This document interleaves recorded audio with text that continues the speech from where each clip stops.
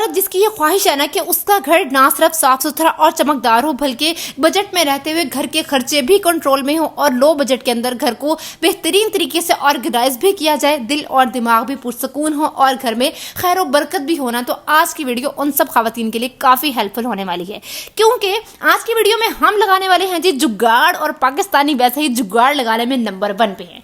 चाहे किचन में बर्तन ज्यादा हो और जगह कम हो, इन बर्तनों को बेहतरीन तरीके से कैसे ऑर्गेनाइज करना है इसका भी जुगाड़ लगा लेते हैं। घर की चीजों से ही अपने बजट के अंदर ऑर्गेनाइजर्स को कैसे अरेंज करना है इसका भी जुगाड़ लगा लेते हैं। तो जी आज की वीडियो में लो बजट के अंदर हम ऑर्गेनाइजर्स का जुगाड़ लगाएंगे और किचन को बेहतरीन सा ऑर्गेनाइज करेंगे। साथ के साथ मैं आपके साथ कुछ हैबिट्स शेयर करूंगी जिससे आपकी डेली रूटीन में खैर और बरकत आ जाएगी और आपका घर पुरसुकून और खुशियों से भर जाएगा। तो आज की वीडियो स्टार्ट करते हैं। अस्सलाम वालेकुम everyone and welcome back to my channel. आज के ब्लॉग का आगाज हो रहा है। एक्चुअली आज संडे था, आप लोगों को पता है कि संडे को हेल्पर की छुट्टी होती है, तो चलिए जी आज सफाई भी करते हैं और साथ के साथ कुछ बातें भी करते हैं। अच्छा, यहाँ पे सबसे पहली हैबिट ये कि आपने जब भी कोई काम स्टार्ट करना है ना, आटा गूंथ रही है, बर्तन धो रही है, रोटी पका रही है, सालन पका रही है, सब्जियां काट रही हैं, कपड़े धो रही हैं, हर काम शुरू करने से पहले आपने बिस्मिल्लाह लास्ट में पढ़नी है। ठीक है, देखिए जब हम कोई काम स्टार्ट करने से पहले बिस्मिल्लाह पढ़ते हैं ना, तो उससे ना सिर्फ खैर बरकत आती है बल्कि वो काम भी इबादत बन जाता है।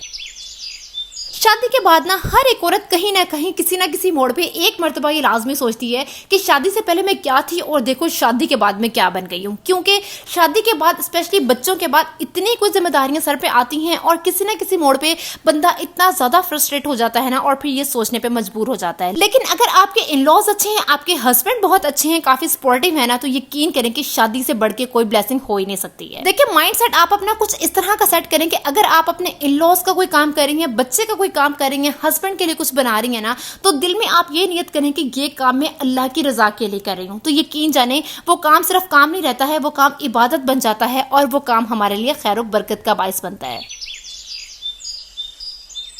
ओके जी, now let's move forward to the kitchen. अब मैं आपको दिखाने वाली हूँ कि आपने स्मार्टली अपने किचन को ऑर्गेनाइज किस तरह से करना है। ह्यूज कटलरी को मैंने एक ही ड्रॉर में किस तरह से ऑर्गेनाइज किया हुआ है। अच्छा, सबसे पहले आप लोग ये देख लें देगचियों के ढक्कन। ये ढक्कन जो है ना खाम में अच्छी खासी जगह ले लेते हैं और एक ढक्कन खींचो ना, बाकी ढक्कन फ्री में साथ चलते आते हैं। जब आप किचन में फंसे हुए होते हो, जल्दी जल्दी काम वाइंड अप कर रहे होते हो, उस टाइम पे जब सारे ढक्कन एक ढक्कन के साथ नीचे गिर जाते हैं ना, तो इतनी कोई फ्रस्ट्रेशन होती है मैं आपको बता नहीं सकती हूँ।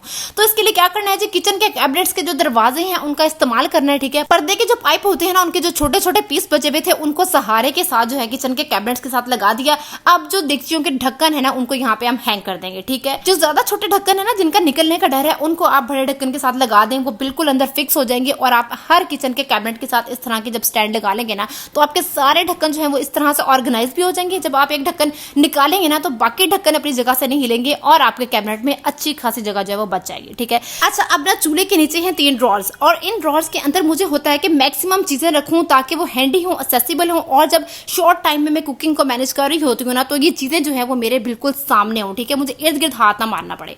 तो इसके लिए सबसे पहले जो ऊपर वाला ड्रॉर है ना, उसके अंदर जो लैमिनेशन बच गई थी ना, उसके जो पीसेस थे उससे की है पार्टीशन, एक वर्टिकल में और 2 हॉरिजॉन्टल में। अब जो 2 हॉरिजॉन्टल में है ना, उसमें एक मजीद शीट का पीस जो है वो तिरछा सा लगाया है। अच्छा, ये ना तिरछा इस वजह से लगाया ताकि जो स्पाइसेस के जार है ना, क्योंकि वो ऑलरेडी ट्रांसपेरेंट है, तो हमें नजर आता रहे कि किसमें मिर्च है, किसमें नमक है, किसमें हल्दी है।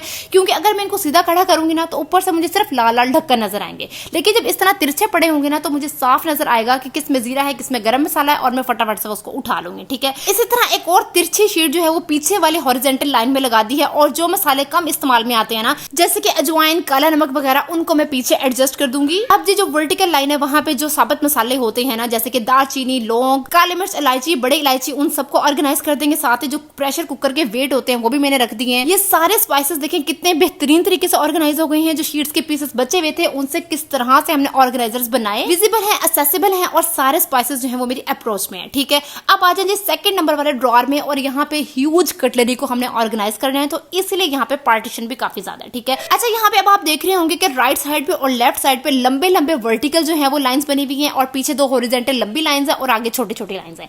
तो जिसके लिए सबसे पहले मैंने कटलरी को निकाल लिया, धो लिया, ड्राई कर लिया। अब यहाँ पे जो सबसे पहले जो बड़े बड़े चम्मच है ना फुल साइज के, उनको मैंने अलहदा कर लिया, मीडियम साइज के चम्मच को अलहदा कर लिया, जो स्टील के स्पून है उनको अलहदा कर लिया, सारे अलहदा अलहदा करके रख लिया। ठीक है, अब जो लंबे वाले चम्मच हैं उनको हम एक साइड पे ऑर्गेनाइज कर देंगे, जो नॉन स्टिक स्पून हैं उनको अलहदा ऑर्गेनाइज कर देंगे, जो मीडियम साइज के हैं उनको मैंने अलहदा ऑर्गेनाइज कर दिया। ठीक है, अब जो टेबल स्पून होते हैं ना खाना खाने वाले चम्मच, वो सारे और फॉर्क निकाल के उनको मैंने अलहदा सेट कर दिया। और वो चम्मच जो कि बहुत ही कम यूज होते हैं, बहुत ही रेयर केसेस में यूज होते हैं, जैसे कि आइसक्रीम निकालने वाला स्कूप हो गया, कैन ओपनर हो गया, उनको मैं जो पीछे हॉरिजॉन्टल लाइंस है ना, जो कि बड़ी बड़ी छुरियां बोगदे वगैरह होते हैं ना, उनको मैं पिछली हॉरिजॉन्टल लाइंस में ऑर्गेनाइज कर दूंगी। ये भी वो सारे शीट्स हैं जो कि पीसेस बचे हुए थे, और इन पीसेस को देखें किस बेहतरीन तरीके से लगाया कि आपको कोई एक्स्ट्रा ऑर्गेनाइजर्स खरीदने की जरूरत नहीं पड़ी है, आपको कोई एक्स्ट्रा छोटी छोटी बास्केट खरीदने की जरूरत नहीं पड़ी है। आपने उसी ड्रॉर के अंदर ही उन पीसेस को इस तरह क्रिएटिवली फिक्स करवा लेना है कि आप उसके अंदर ही ह्यूज कटलरी को ऑर्गेनाइज कर सकेंगे। ठीक है, और यकीन जाने इससे इतनी कोई आसानी होती है ना कि जो चम्मच मुझे चाहिए होता है ना, मैं फटाफट से ये ड्रॉर कैबिनेट खोलती हूँ, चम्मच बिल्कुल भी आपस में ना मर्ज होते हैं ना मैश्ड अप होते हैं, हर चीज अपने डेजिग्नेटेड प्लेस पे होती है, फौरन के फौरन मुझे वो चीज मिल जाती है और मैं प्रॉपर्ली अपना काम वाइंड अप कर पाती हूँ। इससे मेरी किचन की रूटीन बिल्कुल स्मूथ रहती है। ठीक है, अब आ जाइए थर्ड ड्रॉर की तरफ, जिसमें अगेन हमने जो लेमिनेशन है उसको 2 हॉरिजॉन्टल लाइन में लगाया और एक वर्टिकल लाइन में लगाया, जैसा कि फर्स्ट ड्रॉर में लगाया था। अच्छा, यहाँ पे ना मैं वो चीजें रखती हूँ जो कि मेरे मंथली स्टॉक होता है, जो चीजें कभी कभार इस्तेमाल में आती हैं, फ्रीक्वेंटली यूज नहीं होती हैं, जैसे कि ट्रैश बैग्स हो गए, डस्टर्स, वाइप्स, दालों का स्टॉक, इसके अलावा बेकिंग की जो छोटी मोटी डेकोरेशन के आइटम्स है ना, माइक्रोफाइबर डस्टर्स जो कि एक्स्ट्रा लेके रखे हुए हैं ना, वो हम इस थर्ड वाले ड्रॉर में ऑर्गेनाइज कर देती हूँ। काफी रेयरली यूज होते हैं लेकिन अप्रोच में होते हैं, और इन पार्टीशन की वजह से ना ये तीनों ड्रॉर वेल ऑर्गेनाइज रहते हैं। अगर आपके पास कोई हार्ड किस्म का गत्ता घर में पड़ा हुआ है ना, जो फुल अच्छे क्वालिटी को आता है, तो आप मैयर करके उसको काट के ना इसी तरह पार्टीशन करके ना कम जगह में अपने बेहतरीन ज्यादा से ज्यादा चीजों को ऑर्गेनाइज कर सकते हैं। इसे कहते हैं कि बेस्ट आउट ऑफ वेस्ट। अपने दिमाग का इस्तेमाल करें, अपने बजट में रहते हुए प्रॉपर्ली अपने घर को बेहतरीन तरीके से परफेक्टली ऑर्गेनाइज करें। देखिए, यही तो एक औरत का हुनर होता है कि सलीकामंदी और समझदारी से अपने घर के बजट को मैनेज करना और अपने घर को साफ सुथरा और वेल ऑर्गेनाइज रखना।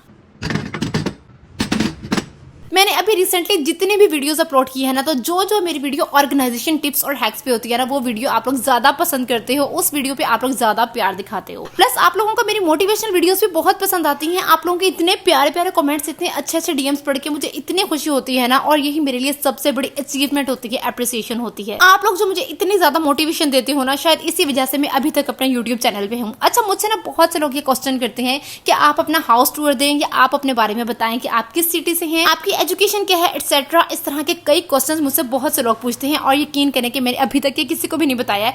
लेकिन मैं वेट कर रही हूँ, एक तो खुद को मैं मेंटली प्रिपेयर कर रही हूँ, और दूसरा मैं ये वेट कर रही हूँ कि मेरे 10K सब्सक्राइबर्स इंशाल्लाह ताला हो जाएं, तो उसके बाद फिर मैं किसी ना किसी दिन अपने बारे में भी आप लोगों को सारी इन्फॉर्मेशन दूंगी। Thank you so much guys, इतना ज्यादा प्यार दिखाने के लिए। मुझे इसी तरह सपोर्ट करते रहेंगे तो मैं मजीद आप लोगों के लिए बहुत अच्छी अच्छी वीडियोस बना के लाऊंगी। अच्छा, मैं ना अपनी पूरी कोशिश करती हूँ कि मैं अपने ऑडियंस के लिए ना अपने हर वीडियो में कोई ना कोई अच्छी बात, कुछ ना कुछ सीखने के लिए या कोई ना कोई टिप्स और हैक्स लास्ट में रखूं, क्योंकि आजकल कोई भी फ्री नहीं होता है।